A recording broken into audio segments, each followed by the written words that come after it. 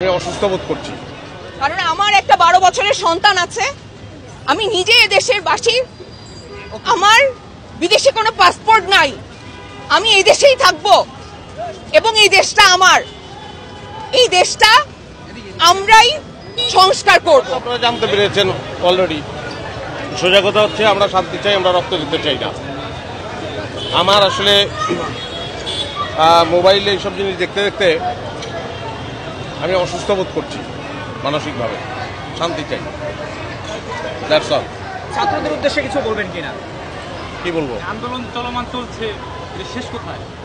আমি জানি কি, আমি তো আর যারা আমি আমার চাওয়াটা আমি বললাম, আমি এটাই চাই। যারা স্টেপ দিচ্ছে তাদেরকে অনেককে রাজাকার হিসাবে এরকম আখ্যায়িত করা হচ্ছে। আপনি কি বলবেন?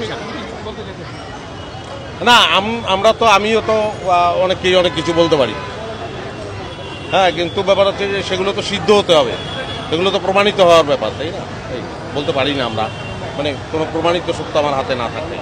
দাবি আরো অনেক দিন চলে, তাহলে আমরাও সেখানেই পার্টিসিপেট করব। এখানে পার্টিসিপেশন হবে না এমন কিন্তু না।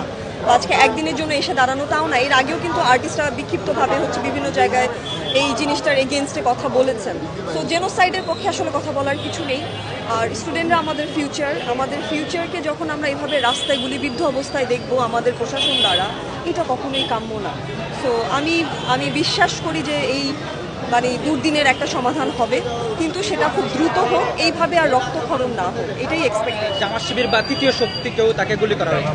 আমরা গণমাধ্যমে দেখলাম যে তাকে সরাসরি পুলিশ গুলি করেছে। এই বিষয়টা কি বলবেন? এই বিষয়ে আপনার কি মনে হয়?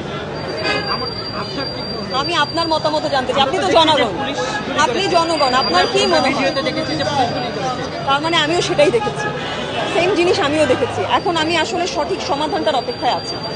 সো আমি এটা নিয়ে কোনো কমেন্ট এই জন্যই করতে চাই না, কারণ হচ্ছে যেটা চোখে দেখেছি সেটাকে অবিশ্বাস্য যদি মনে হয়, তাহলে আমাকে আসলে আরো পরিষ্কার হতে হবে কি আসলে ঘটেছিল। যা দেখানো হচ্ছে সেটা সত্য না, যা বলা হচ্ছে সেটা সত্য। তো খাস করে আমি এখানে কোনো মতামত করতে চাই না, কিন্তু আপনি যেটা দেখেছেন আমিও সেটাই দেখেছি।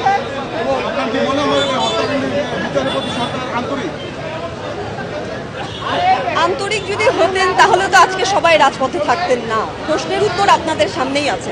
আন্তরিকতার ঘাটতি আছে বলেই তো আজকে এই অবস্থা, এতদিনের এই ম্যাসাকারটা হওয়া। সো সবকিছু মিলে যদি আরেকটু আগে আন্তরিকতা প্রকাশ করতেন বা আরেকটু যদি বুঝে শুনে সিদ্ধান্ত নিতেন, আমার ধারণা এত জেনোসাইড হতো না, এত রক্তপাত। আমি মনে করি আরেকটু এই জায়গায় আসলে বিষয়টা নিয়ে ভাবতে হবে। আন্দোলন তো চলো, মানে আন্দোলন কতদূর দিতে পারে? আন্দোলনটা দিতে পারে কতদূর? আমি তো ভবিষ্যৎবাণী করতে পারবো না, আমি অ্যাস্ট্রোলজার না। আমার মনে হয় সমাধান না আসা পর্যন্ত সবাই আসলে যারা আসলে বোঝে কেন, কারণটা কি কারণে আজকে এই অবস্থায়, যাদের বোধ আছে তারা আসলে সমাধান না হওয়া পর্যন্ত রাজপথে থাকবে বলে আমার ধারণা। এখন কবে শেষ হবে, কিভাবে শেষ হবে, এইটা অ্যাকচুয়ালি ফিউচার আর সময় বলে দেবে।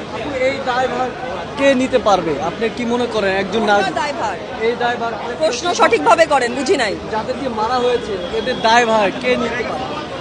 কার নেয়ার কথা? কে মেরেছে, কার নেয়ার কথা? এই প্রশ্নের উত্তর সবাই জানে। আমাকে এই প্রশ্ন ইন্ডিভিজুয়ালি করে কোনো লাভ নাই। এই সমস্ত অহেতুক প্রশ্নের কোনো উত্তর আমি দিব না, যেগুলোর উত্তর সম্মুখীন আছে সব সামনে। মধ্যে এটা আলোচনায় আছে যে যারা হচ্ছে গিয়ে এই যে ইনজুর্ড হয়েছে, যারা নিহত হয়েছে, তাদের সঠিক বিচারটা চাওয়ার কারণেই তো আজকে আসলে সবাই রাজপথে নেমেছে, কারণ সুষ্ঠু বিচার হয়নি, আসামিদের নাম ইন্ডিকেট করা হয়নি। সো যেহেতু আমরা এখন পর্যন্ত কোনো সঠিক সমাধান পাইনি, যার কারণেই রাজপথে দাঁড়ানো। তো এইটা এখন সমাধান না আসা পর্যন্ত রাজপথে একটা সিম্পল কমন সেন্সের জায়গা থেকে, আর কিছুই না। এটা নিয়ে আর বেশি কিছু বলতে চাই। সবাইকে অনেক অনেক ধন্যবাদ। এখানে আমাদেরকে যারা এতক্ষণ, যারা আমাদের দৃশ্য মাধ্যম শিল্প সমাজ, আমরা যারা এখানে এক সাথে হয়েছি, তাদের সবাই